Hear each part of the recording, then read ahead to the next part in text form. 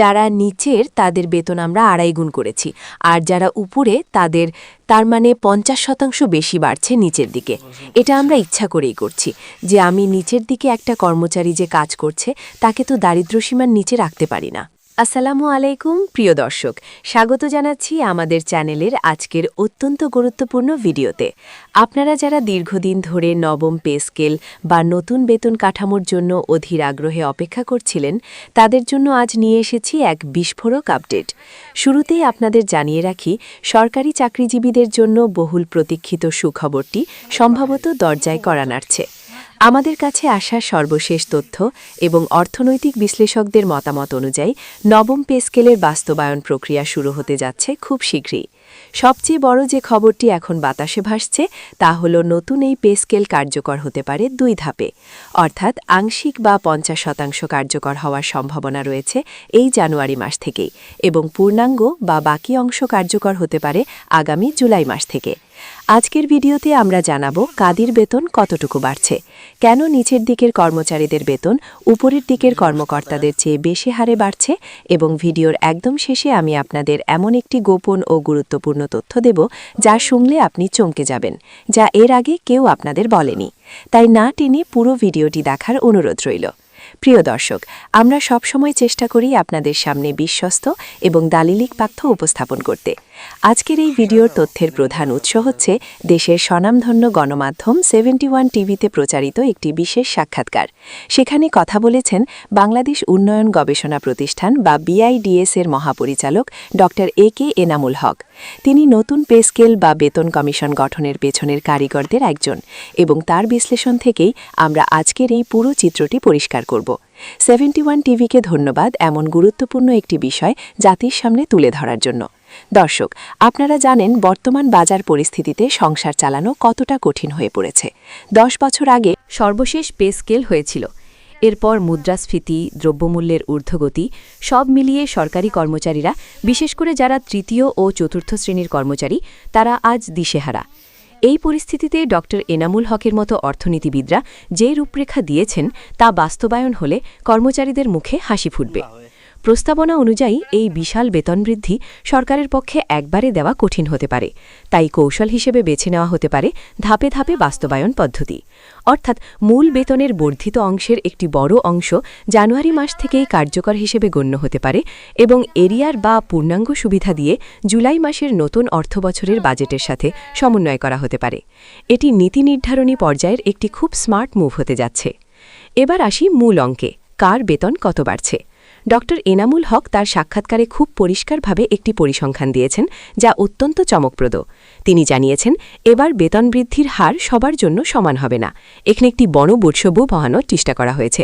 যারা নিচের দিকের গ্রেডে আছেন, অর্থাৎ 11 থেকে 20 গ্রেডের মধ্যে বা তার আশেপাশে, তাদের বেতন বাড়ানোর প্রস্তাব করা হয়েছে প্রায় 2.5 গুণ।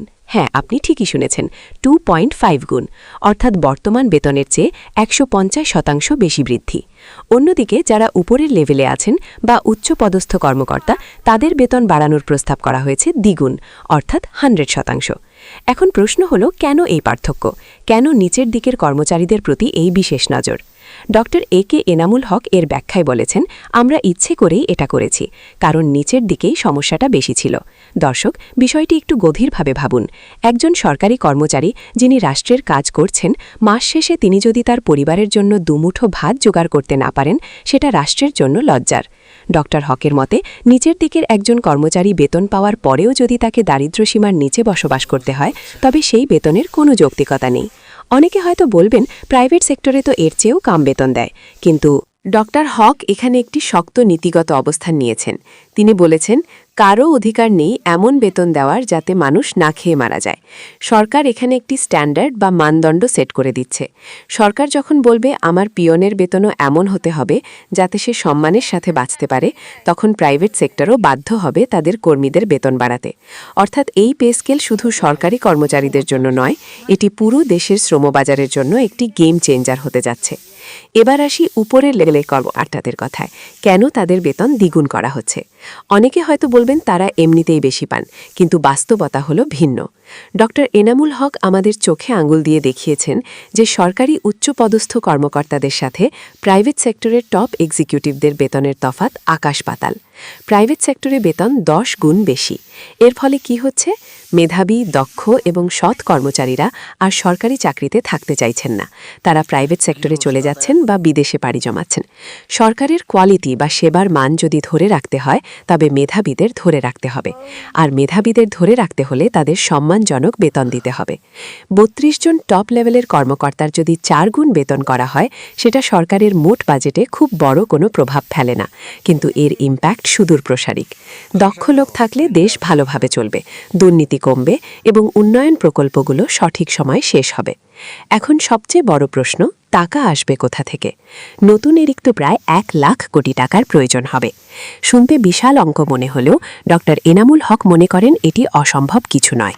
আমরা প্রায়ই শুনি সরকারের টাকার অভাব, কিন্তু একই সাথে আমরা দেখি হাজার হাজার কোটি টাকার প্রজেক্ট নেওয়া হচ্ছে, যেখানে অপচয় হচ্ছে, লুটপাট হচ্ছে। ডক্টর হক খুব সাহসের সাথে বলেছেন, আমাদের $12 বিলিয়ন তো লুটপাটই হয়েছে। যদি দুর্নীতি কমানো যায়, অপ্রয়োজনীয় মেগা প্রজেক্টের নামে টাকার অপচয় রোধ করা যায়, তাহলে সরকারি কর্মচারীদের বেতন বাড়ানো কোনো কঠিন বিষয় নয়, বরং কর্মচারীদের পেটে ভাত থাকলে তারা দুর্নীতি থেকে দূরে থাকবে, যা পরোক্ষভাবে সরকারের আয় বাড়াবে এবং সেবার মান উন্নত করবে। ট্যাক্স বাড়িয়ে জনগণের ওপর চাপ সৃষ্টি না করেও শুধুমাত্র সুশাসন এবং অপচয় রোধ করেই এই বেতন বৃদ্ধি সম্ভব। এখন আপনারা নিশ্চয়ই ভাবছেন, এত সব প্রস্তাবনা, কিন্তু গ্যাজেট কবে হবে? প্রক্রিয়াটি এখন ক্যাবিনেট ডিভিশন বা মন্ত্রী পরিষদ বিভাগের হাতে। ডক্টর এনামুল হক এবং তার টিম তাদের বিস্তারিত গবেষণা এবং প্রস্তাবনা জমা দিয়েছেন। এখন একটি রিভিউ কমিটি এটি যাচাই বাছাই করছে। সাধারণত পে স্কেল বাস্তবায়ন প্রক্রিয়ায় কিছুটা সময় লাগে, কিন্তু বর্তমান রাজনৈতিক পরিপ্রেক্ষিত এবং দ্রব্যমূল্যের আগুনের কারণে সরকার আর দেরি করতে চাইছে না। সূত্র বলছে, আগামী বাজেটের আগেই এর একটা সুরা হতে যাচ্ছে। আর সেই লক্ষ্যেই জানুয়ারি থেকে একটি অংশ এবং জুলাই থেকে পূর্ণাঙ্গ বাস্তবায়নের গুঞ্জনটি এত জোরালো হয়েছে।